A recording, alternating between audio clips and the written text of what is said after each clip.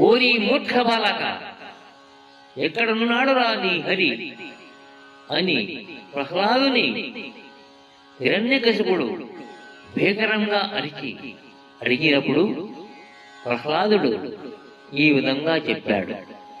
ఇందుగలండందులేడని సందేహము వలదు,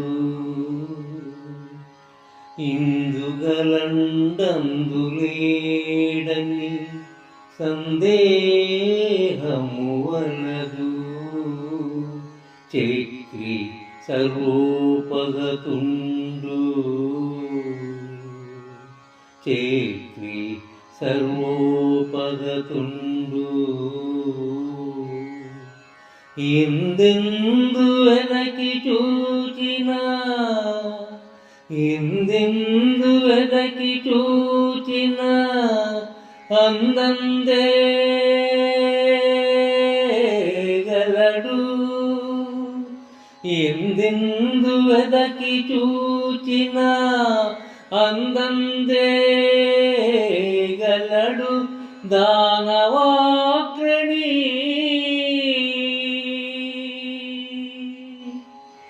ఎందెందు వెదకి చూచిన అందందే గలడు.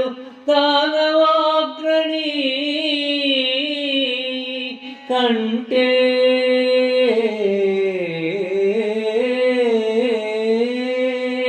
చక్రి సర్వోపగతుండు. ఎందెందు వెదకి చూచిన అందందే గలడు. దానవాగ్రణి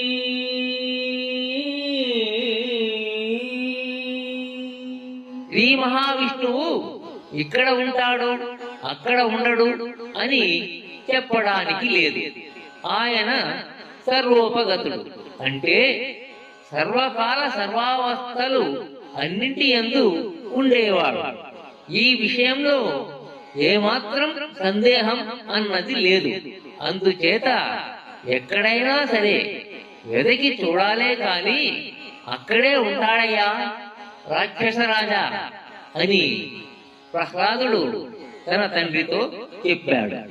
ఇందులు, అందులు, ఇందిందులు, అందందులు ఈ బిందు పూర్వక దకారాలు ఈ పద్యంలో ఒదిగిన అందాలు. అందుకేనేమో ఈ పద్యం నిత్య స్మరణమయ్యింది.